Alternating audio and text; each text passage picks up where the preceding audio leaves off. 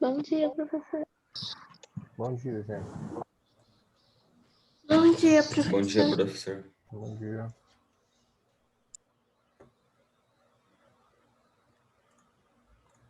Deixa só o pessoal acabar de entrar para a gente começar, tá bom?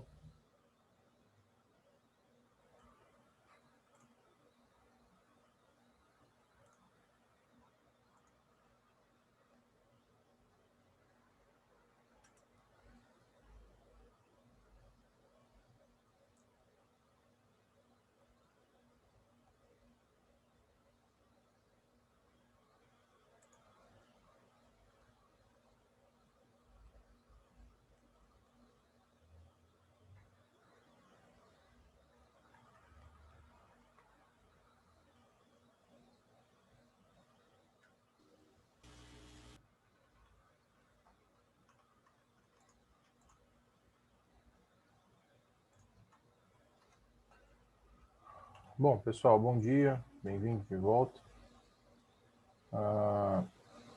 Na última aula nossa, né, que vocês assistiram gravada, porque a gente vai dar uma continuidade agora, até porque está mais recente ainda do que quando vocês assistiram, tem a ver com diretamente a eleição dos Estados Unidos, né, que acontece semana que vem, principalmente os últimos 5 dias, mais ou menos, em que a disputa se acirrou um pouco, né? Ela está se formatando principalmente em alguns estados que eles consideram estados-chave, mas a ideia de falar sobre a eleição dos Estados Unidos estava separada em duas partes. A primeira delas é de que vocês assistiram gravado para entender como funciona o processo eleitoral, que ele é bem estranho, para não dizer outra coisa. E agora, no momento ao vivo, a gente vai ver como isso está se desenvolvendo na prática, né? A gente está menos de uma semana da eleição dos Estados Unidos e, evidentemente, que isso impacta não só o Brasil, mas impacta o mundo inteiro, considerando que a gente está falando de uma das maiores economias e, evidentemente, uma das que mais influenciam. Mas aí a gente vai dar um foco em especial, digamos assim, no que isso vai impactar, digamos assim, ao Brasil, tá? A reeleição do Donald Trump ou a eleição do Joe Biden. Isso impacta diretamente as relações externas brasileiras. Então, evidentemente que o resultado da eleição de lá impacta o Brasil, assim como impacta boa parte do mundo, tá bom? Nós vamos rapidamente só pontuar o que vocês assistiram, só para a gente entender rapidamente como funciona a eleição dos Estados Unidos, que, repito, ela é bem estranha, para não dizer outra coisa, e depois a gente vai ver como isso vai se aplicar na prática, se eventualmente um ou outro ganhar, tá? Ô, Luísa, você está me perguntando quem eu acho que ganha. Eu posso só falar a partir das pesquisas que estão feitas, né? A última pesquisa oficial que saiu dava vitória ao Joe Biden com 14 pontos percentuais na frente. Mas justamente pelo fato da eleição de lá ser bem estranha, é que a gente não pode cravar isso, tá? A gente vai falar agora há pouco, mas nos Estados Unidos há a possibilidade, como já houve, inclusive com o Donald Trump, da pessoa que receber mais votos não vencer. O Donald Trump ele recebeu menos votos que a Hillary Clinton na última eleição. Ele teve 3 milhões de votos a menos que a Hillary Clinton e mesmo assim foi eleito presidente, porque tem a ver com esse modelo democrático estranho, que eu vou explicar para vocês como é que funciona, tá? Então, se as pesquisas elas se confirmarem, o Joe Biden está bem à frente do Trump. Mas assim como na eleição anterior, a Hillary Clinton também estava na frente do Trump. Estava em 5 pontos percentuais, né? Agora o Biden está 14, né? Quase que o triplo. Mas como na última eleição o Trump virou o jogo, digamos assim, a gente não pode cravar. Tanto é que, se fosse em outras ocasiões, se fosse em outras eleições, em outros momentos, um candidato com 14 pontos à frente, a imprensa dos Estados Unidos estava praticamente cravando já a vitória desse candidato. Isso não aconteceu ainda justamente pelo próprio Trump, na última eleição, ter virado, digamos assim, o jogo, tá? Mas antes da gente, na prática, ver o que está acontecendo agora, vamos tentar só rapidamente pontuar como que funciona o modelo dos Estados Unidos, que ele é um pouco confuso em alguns aspectos, tá? Principalmente no que diz respeito à democracia como um todo. Eu vou pedir licença para olhar para o lado aqui de novo, que eu expliquei para vocês, tá? A tela maior, tá? Aqui eu não enxergo. Primeiro ponto importante, tá? A democracia dos Estados Unidos ela é bem diferente da nossa. E, na verdade, ela é bem diferente de quase todas as democracias de fato. Tanto é que muitos apontam o modelo democrático dos Estados Unidos como uma coisa bem fajuta, que na prática não é uma democracia de verdade. Até porque só existem dois partidos. E muitos defendem a ideia de que isso seria o ideal, de que um local onde existem muitos partidos políticos acaba desenvolvendo uma bagunça. E na prática não é bem assim que acontece, porque na realidade, tanto os democratas quanto os republicanos, os dois únicos partidos que existem nos Estados Unidos, eles têm diferenças internas, evidentemente, porque senão seria um partido só que eles têm muitas convergências. Na verdade, eles têm uma estrutura, um modelo político igual. Então, na prática, não existe nos Estados Unidos um partido de oposição às ideias que são convergentes, tanto dos democratas quanto dos republicanos. Eu coloquei aqui alguns pontos para exemplificar isso. Esses pontos que aqui estão, eles são os mesmos entre democratas e entre republicanos, entre os dois partidos. Então, na realidade, os dois partidos, eles têm uma mesma estrutura política e econômica. Por isso que a gente fala que esse modelo democrático nos Estados Unidos, ele tem um grande ponto de interrogação. Porque não existe, por exemplo, um grupo partidário. Existem grupos sociais. Mas como partido político, não existe um partido político que vá contra, por exemplo, essas regras colocadas aqui. Então, até que ponto, de fato, existe uma democracia nos Estados Unidos, isso é bem discutido. Porque não existe um terceiro ponto de vista, por exemplo. E não é porque existe um determinado assunto que exista só duas opiniões, e que essas duas opiniões sejam, na verdade, a mesma opinião. Existem terceiras opiniões, opiniões que divergem do que esses dois falam. Só que, na realidade, nos Estados Unidos não existe um partido de oposição a essas ideias que aqui estão. Então, tanto republicanos quanto democratas, guardadas as diferenças que existem entre eles, eles, por exemplo, defendem interferências externas. Eles defendem guerra, eles defendem a guerra do Vietnã, eles defenderam a guerra do Iraque, eles defendem as invasões no Oriente Médio. Então, isso é uma coisa comum entre eles. E aí parece que, pelo fato dos dois únicos partidos defenderem a mesma coisa, parece que os Estados Unidos como um todo, toda a população dos Estados Unidos defende a mesma coisa. E não é. Existem muitos nos Estados Unidos que são completamente contrários a interferências externas. São milhões de pessoas, mas não tem uma representação política partidária. Então, até que ponto esse modelo é democrático, do ponto de vista de opinião mesmo, ele é bem discutido, porque os dois partidos, eles têm diferenças, mas eles defendem uma mesma estrutura.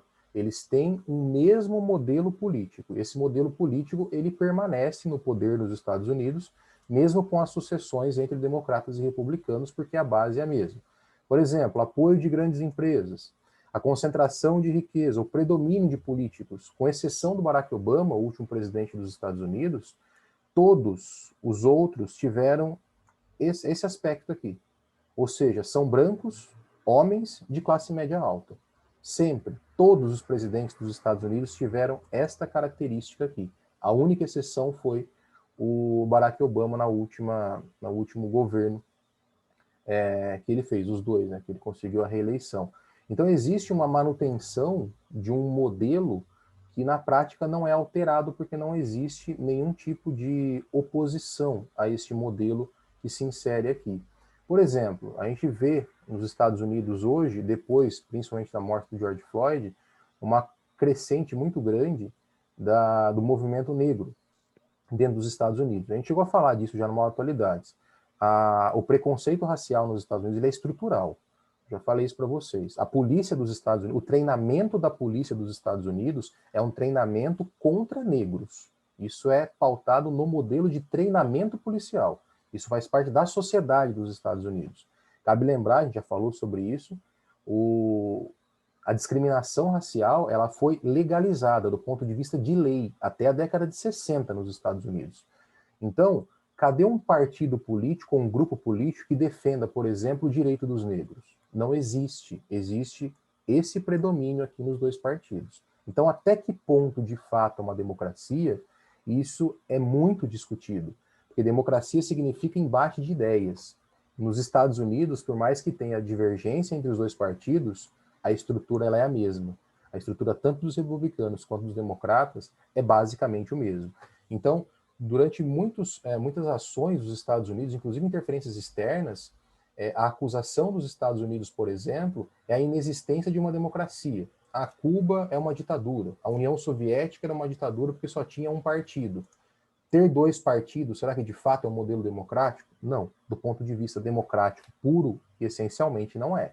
Até porque a democracia base, que é resultado da opinião das pessoas, da população, neste modelo aqui, muitas vezes também não é considerado. Até porque, como já falei para vocês, um presidente da República, ele pode ser eleito, como ele já foi eleito, como é o caso do Donald Trump, tendo menos votos totais. Então a Hillary Clinton, ela recebeu na última eleição mais votos que o Trump, mais de 3 milhões de votos. Mas mesmo tendo a maioria dos votos, ou seja, a maioria da população dos Estados Unidos escolheu Hillary Clinton. Mas o Trump ganhou como presidente da República. Ganhou porque houve fraude? Não. Ganhou porque o modelo é assim que funciona, tá? Então, quando a gente fala de democracia nos Estados Unidos, de modelo democrático, a gente pode apontar uma série de porquês, de questões ou de pontos de interrogação que, na verdade, nos faz duvidar de certa parte desse modelo pseudo-democrático e que muitos defendem como sendo o modelo ideal e que, na prática, não representa o que de fato é ou o que defende a democracia. Então, isso é um ponto de partida para conseguir entender como que funciona. E aí, sobretudo, as eleições presidenciais, tá? Se a gente for fazer um paralelo com o Brasil, por exemplo, a escolha de presidente da República no Brasil ela é direta. O voto é direto. Nos Estados Unidos não é. O voto é indireto. No Brasil, uma pessoa vota em um candidato. No final, conta-se os votos. Quem teve mais votos? Esse ganha. É simples assim. Nos Estados Unidos, não. Então, não é sempre o que mais tem votos que é o que ganha. Geralmente, o vencedor é o que tem mais votos, mas não é uma regra. Já aconteceu 2 vezes na história dos Estados Unidos, e recente. A vitória de Donald Trump na última eleição e a vitória de George W. Bush contra o Al Gore no início do século. Foi a mesma coisa. O Bush teve menos votos que o Al Gore, mas ganhou porque o modelo permitiu que isso acontecesse. A gente vai entender o porquê esse modelo acontece, tá? Só para fazer um paralelo com o Brasil, para a gente conseguir entender como que funciona, a última eleição presidencial dos Estados no Brasil, o segundo turno, nós tivemos o candidato Jair Bolsonaro, que foi o vencedor, e o Haddad, que foi o perdedor do segundo turno. Os dois foram para o segundo turno. O que aconteceu no segundo turno? As pessoas votavam ou em um ou em outro, ou em ninguém, votava em branco. Quem tinha mais votos, vencia. E foi o que aconteceu. Bolsonaro recebeu mais votos que o Haddad, venceu e é o presidente da República. No caso dos Estados Unidos, não foi isso que aconteceu. Por mais que a gente aqui no Brasil contasse o número de votos que o atual presidente, o Bolsonaro, teve, ele é menor que o número total de votos totais, dos votos válidos. Porque se somar quem votou no seu opositor, que foi o Haddad, e quem votou em branco, ou seja, não votou em ninguém, dá mais de quem votou no Bolsonaro.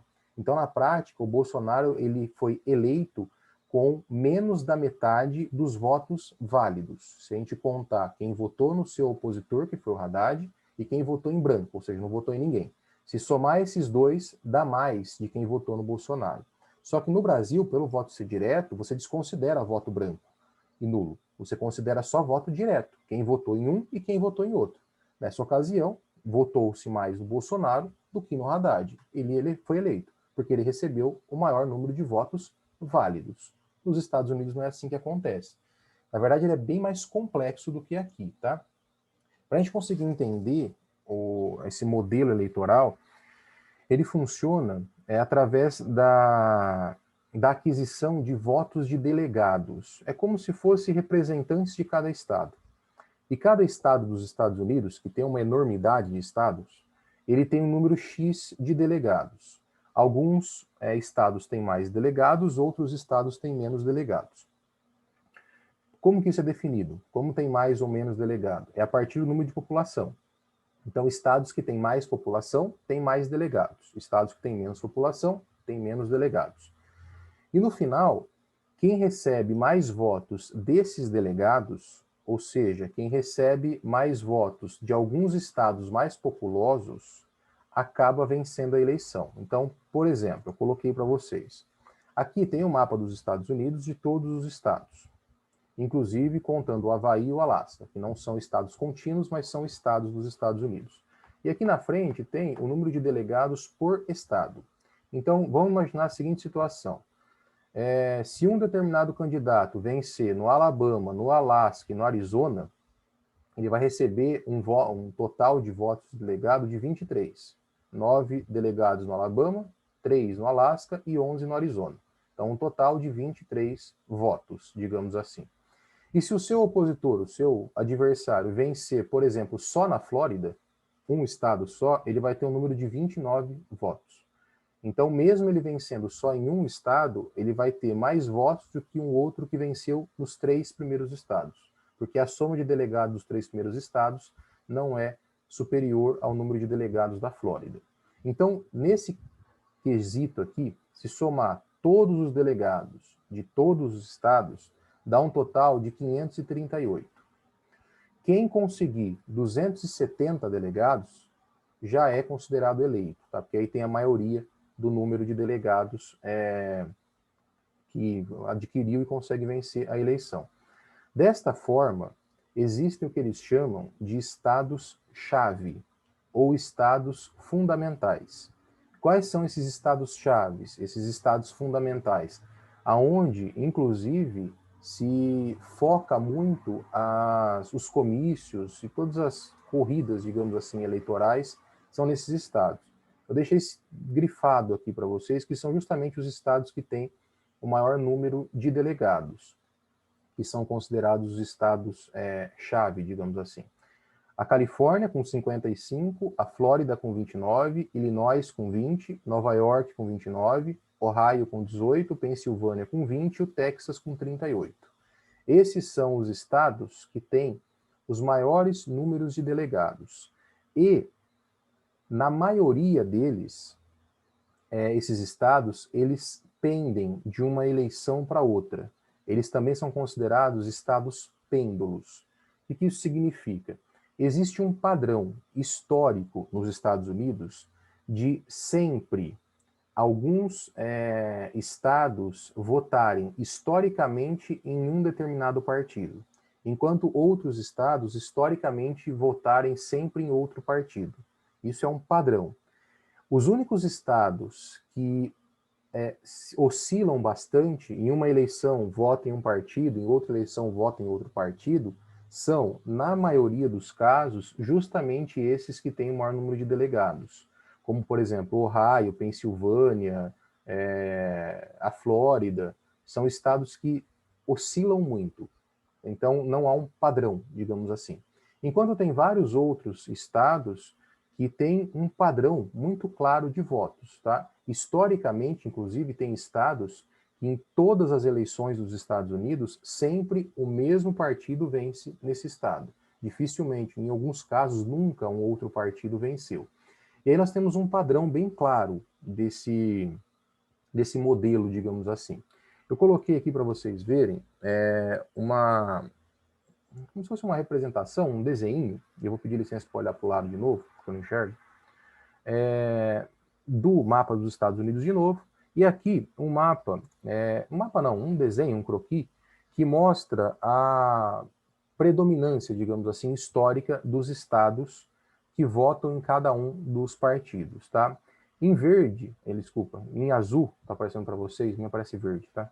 A minha placa de vídeo está com problema do computador. Então, o seu azul eu enxergo verde.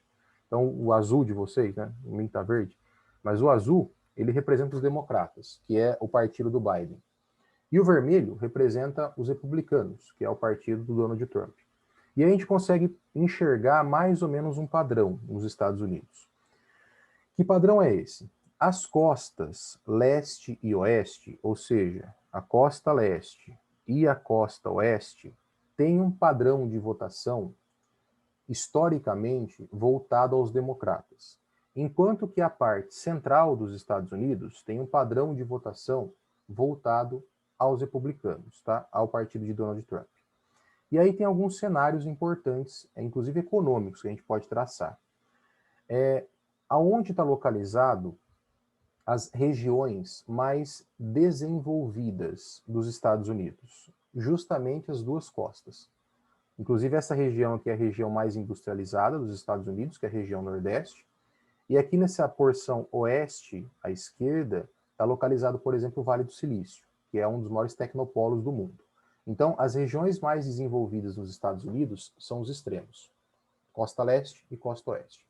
A parte central dos Estados Unidos, ela está localizada na que nós chamamos de planície central, aonde predominantemente desenvolve-se atividade agrícola. Então, a gente está falando de dois opostos, né? Os dois lados, digamos assim, a costa leste e a costa oeste, como sendo as regiões mais industrializadas e mais urbanizadas, mais desenvolvidas. E a parte central dos Estados Unidos, a região que não que não seja desenvolvida, mas é menos desenvolvida e pautado muito mais em atividades agropecuárias. Tá? Então tem essa divisão importante. Um outro ponto fundamental, esta porção aqui, a noroeste, mais ou menos, esse que eu estou mostrando para vocês aqui, aonde está mais ou menos Oregon, Washington, Montana, essa região aqui, ela é uma região onde concentra a indústria bélica dos Estados Unidos. A indústria bélica nos Estados Unidos é uma indústria legalizada, ou seja, existe comércio de arma nos Estados Unidos. E parte da concentração industrial de armas nos Estados Unidos está justamente localizado nesta área, aonde predominantemente quem vence são os republicanos, que é o partido de Donald Trump, que já defendeu o armamento da população e etc, etc, etc. Então a gente tem um padrão bem claro. A parte central, que é um pouco mais menos desenvolvida, inclusive ela é mais tradicional, quando a gente fala em valores tradicionais, aquele grupo mais concentrador, mais tradicional mesmo dos Estados Unidos, está concentrado na faixa central. Enquanto que a região mais desenvolvida, ou as regiões mais desenvolvidas das costas leste e oeste, historicamente estão mais voltadas, digamos assim, aos democratas. Então, isso é um ponto importante, tá? Se observarmos esse cenário que aqui está, a gente tem mais ou menos um padrão de empate. Varia-se muito pouco o número de delegados. Só que aí entra os estados que estão em branco, que vocês estão vendo que não está pintado nem de azul e nem de vermelho. Esses são os chamados estados-chave, até porque, como eu falei para vocês, eles são estados que têm muitos delegados. Então, se a gente for pegar, por exemplo, a Flórida, se a gente for voltar aqui, cadê a Flórida? Aqui, ó. A Flórida tem 29 delegados, é um dos estados que mais tem. Se a gente for pensar no Texas, que também está em branco, está aqui no extremo sul, o Texas, ele tem 38 delegados. Então, se pegarmos parte dos estados que estão em branco, por exemplo, Ohio. Cadê Ohio? Ohio tem 18 delegados. Então, parte dos estados que está em branco, a própria Pensilvânia, que também está em branco aqui, a Pensilvânia tem 20 delegados. Então, se pegarmos os estados em branco, na prática, são eles que decidem a eleição. Por isso que boa parte não só das pesquisas eleitorais, mas principalmente da corrida eleitoral, quando se fala de comício e etc., eles são concentrados basicamente nesses estados. Tá? Isso é um ponto fundamental. Se a gente for pegar os últimos comícios, tanto do Biden quanto do Trump, eles aconteceram na Flórida e na Pensilvânia. A Flórida, que é um estado que tem muitos delegados, e a Pensilvânia também tem muitos delegados. E ambos os estados não têm um padrão, ou democrata ou republicano.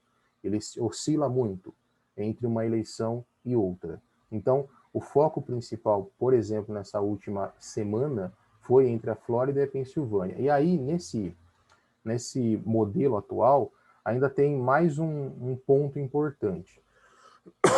Desculpa. O Trump, ele tem o seu colégio eleitoral na Flórida. Ou seja, ele é da Flórida, que historicamente é um estado pêndulo. E o Joe Biden, ele tem o seu colégio eleitoral na Pensilvânia, que também é um estado pêndulo. Então, o domicílio eleitoral dos dois presidentes, candidatos a presidente da República, um à reeleição e a outra à eleição, são em estados que são considerados estados pêndulos e que têm um número bem significativo de delegados. Então, nos últimos comícios, o Trump focou no seu domicílio eleitoral, que foi a Flórida, e o Biden focou no seu domicílio eleitoral, que foi a Pensilvânia. Então, no caso da disputa presidencial dos Estados Unidos, esse é um elemento chave, digamos assim, e que é bem confuso, porque pode resultar em aberrações democráticas, como, por exemplo, um presidente que tenha mais votos totais não ser eleito, como foi o próprio caso do Donald Trump na última eleição com a Hillary Clinton. Só que não acaba aí. Tem outros problemas, ou outros pormenores. Quais são? A eleição dos Estados Unidos já começou. Tanto é que há a possibilidade de se votar antes da data da eleição, tá? Então, tem uma data, só que dependendo do estado, ele pode abrir para votar antes ou não. Então, tem estados que permitem o voto antecipado e tem estados que não permitem o voto antecipado, é só no dia. Tem também estados que permitem o voto não presencial, que é o famoso voto por correio. Tem estados que não permitem o voto por correio, é só presencial. Em estados que permite o voto antecipado, antes do dia da eleição, tem alguns que é só presencial e tem alguns que é só por correio, enquanto outros pode ser pelos dois. E tem estados que não permite voto por correio, é só presencial, antecipado ou no dia. Então, tem tudo isso, tá? Vou fazer um paralelo com o Brasil de novo. O Brasil tem um dia de eleição. Esse dia de eleição, todo mundo vota presencialmente das 8 da manhã às 5 da tarde. Ponto. Acabou. É esse o período de votação. Nos Estados Unidos tem todos esses pormenores. Além disso, tem a apuração dos votos. Tem estados que começam a contar os votos a partir do momento que esses votos chegam. Então, tem estados nos Estados Unidos que já estão contando os votos de pessoas que já votaram. Tem estados que começam a contar no dia da eleição.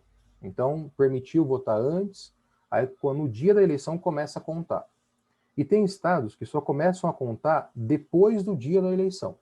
Ou seja, terminou o dia da eleição, no dia seguinte começa a contar. Então, no final do processo eleitoral dos Estados Unidos, que já se iniciou, tem estados que já finalizou sua contagem, tem estados que está contando, e tem estados que vai começar a contar os votos, tá?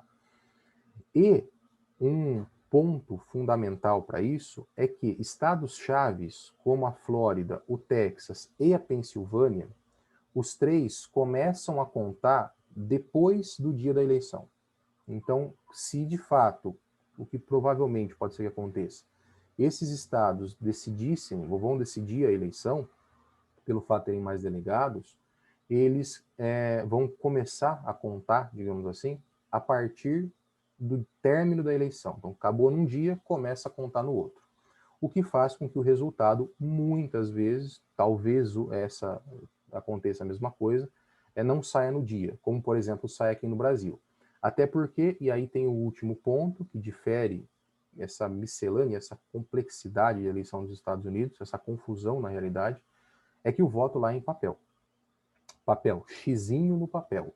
Século XXI, a casa da Microsoft, a casa da Google, a casa da tecnologia da comunicação, o voto é no xizinho no papel. Então tem esse aspecto também, tá? O que, por exemplo, é diferente no caso do Brasil, em que 100% da eleição é eletrônica. Tanto é que permite o resultado da eleição, mesmo com milhões de votos, no mesmo dia, tá? Porque é eletrônico, então é mais rápido. Nos Estados Unidos não é. E isso levanta uma série de questionamentos, sobretudo do Donald Trump, que ele vem apontando muito isso, impossibilidade de fraude, porque tem voto por correio, tem voto presencial, tem voto no dia, tem voto no outro, tem voto antecipado e etc. Essa complexidade toda levanta uma série de questionamentos, tá? O Donald Trump, ele fez esses questionamentos, ele levantou esses questionamentos já na última eleição. Ele dizia que havia uma grande possibilidade de fraude no processo eleitoral. Isso foi antes dele ser eleito, quando ele estava, inclusive, atrás das pesquisas. Depois que ele venceu, ele parou de falar disso. Agora ele voltou a falar de novo, que pode ter fraude. Ele está, de novo, 14 pontos percentuais atrás. Então, pode ser que, dependendo do resultado, se de fato ele conseguir virar, como ele já virou contra Hillary Clinton, não sei se ele vai continuar apontando isso como sendo uma possibilidade de fraude ou não. Mas se eventualmente ele perder, é quase que certeza que ele vai apontar a possibilidade de fraude dentro dos Estados Unidos, dentro do processo eleitoral. Até porque essa complexidade toda está dentro desse cenário que eu falei para vocês, tá? Então, na prática, todo o processo, na sua estrutura, ele é extremamente complexo, porque tem todos esses pormenores que vocês viram e que eu comentei com vocês, e o processo de contagem de votos também é complexo, porque tem lugares que começa antes, tem lugares que começa durante, tem lugares que começa depois. O resultado, desta forma, pode ser atrasado, pode demorar um pouco para sair por causa desse contexto, o que levanta a possibilidade, dúvida de muitos, de possibilidade de fraude. Tá? Então, tem todo este cenário que não permite, por exemplo, a gente afirmar que mesmo estando na frente um candidato, de fato ele vai ser o vencedor, tá? Repito, já aconteceu isso antes. O candidato que teve mais votos, ou que tinha intenção de mais votos, e acabou tendo mais votos, na verdade, na realidade, não foi eleito. Então, isso é uma complexidade extrema, tá? Em cima desse cenário todo, toda essa complexidade, né, todo esse contexto que eu citei para vocês, tem as principais ações que alguns desses candidatos têm por política pública, na prática, né? Eles são divergentes, eles são candidatos opostos a uma série de coisas. Por mais que tenha aquela estrutura que eu falei para vocês, que eles reproduzem e são iguais, tem algumas diferenças entre republicanos e democratas, especialmente entre o Biden e o Donald Trump. E a eleição deste ano ainda tem o que para muitos está sendo apontado como o calcanhar de Aquiles do Trump, ou o principal problema dele eleitoral, que é a pandemia, né? Ele perdeu muito voto entre a população mais velha, que tradicionalmente é uma população mais tradicional, mais arcaica, digamos assim, uma visão mais quadrada do mundo. Eles são mais tradicionalistas. E esse grupo de pessoas mais antigas votou em massa no Donald Trump na última eleição. Só que é também o público-alvo, né? Ou o público mais perigoso para contrair o coronavírus. E ele perdeu muito voto nesse grupo de pessoas, porque ele, segundo muitos dos Estados Unidos, ele não soube lidar com a pandemia como outros lugares desenvolvidos acabaram lidando. Os Estados Unidos é o país com o maior número de casos, é o país com o maior número de mortos, vem passando agora por uma crescente, uma segunda onda novamente, então esse é um fator que possivelmente pode impactar. Não sei se a ponto de não elegê-lo, mas vai impactar o número de votos. Além deste cenário da pandemia, tem também o ressurgimento, digamos assim, dos movimentos de minorias ou de marginalizados, né? Não são minorias na prática, mas de marginalizados, como, por exemplo, os negros, onde predominantemente a população jovem é anti-Donald Trump, digamos assim. E essas manifestações da Vidas Negras Importam, e isso que vem crescendo desde o assassinato de George Floyd, ele é concentrado basicamente nos estados mais desenvolvidos, que são justamente os estados democratas, tá? Então, nós temos um cenário bem claro. Quando a gente fala assim na eleição do Brasil, que existe uma separação, como por exemplo a parte norte e nordeste, muito mais voltada nas últimas eleições ao domínio do PT, e a parte centro-sul mais voltada ao domínio do PSDB, tinha aquela dicotomia clara. Os Estados Unidos também têm uma dicotomia meio parecida. Quando a gente vê a parte leste e oeste concentrando votos em um partido, nós vemos a parte central concentrando votos em outro partido, tá? Repito, tem esses estados que eles chamam de estados pêndulos, tá? Porém, tem um padrão. Existem poucos estados, como Nebraska, por exemplo, e o Maine, esse daqui que está meio rachurado, eles são os únicos estados que eles dividem voto dos delegados. Então, se na eleição, por exemplo, eles perceberem que há uma divisão de votos, vamos imaginar, 55% da população votou em um e 45% da população votou em outro. Em todos os estados, se 55% da população votou em um, todos os votos do delegado vão para este um votado. No caso de Nebraska, não. Se eles fazem uma proporção. Então, se 55% votou em um e 45% votou em outro, não é todos os votos de todos os delegados que vai para um só candidato. Eles dividem proporcionalmente. Isto é mais democrático do ponto de vista numérico, tá? Porque se a gente for pegar como aconteceu, estados em que 50,5 votou em um e 49,5 votou em outro. Isso, na prática, não demonstra uma maioria absoluta em um e uma minoria absoluta em outro. Então, essa divisão proporcional seria, do ponto de vista numérico, mais democrático. Só que são pouquíssimos estados nos Estados Unidos que fazem isso. Na verdade, são dois, Maine e Nebraska, só. Os outros são absolutos. Então, se no voto total teve um voto a mais para um determinado candidato, todos os delegados, todos os votos dos delegados vão para um candidato só, mesmo sendo praticamente metade a metade, tá? Isso é o que nós chamamos dos votos totais, majoritários, não é dividido proporcionalmente. Isso, evidentemente, impacta de maneira direta o processo eleitoral, fazendo resultar naquele cenário abominável de uma democracia em que um candidato que tem mais votos não necessariamente é o candidato que vence, como foi o caso do Donald Trump, por exemplo, tá? O último ponto que eu queria comentar com vocês, para a gente finalizar, inclusive, tem a ver com as consequências para o nosso país, consequências para o Brasil do processo eleitoral dos Estados Unidos, tá? A gente vai finalizar a partir desse ponto. Eu só vou encerrar, que a gente tem menos de 2 minutos, e a gente já volta para os 10 minutos finais para terminar o que a gente vai fazer, tá? Estou encerrando e a gente já volta, tudo bem?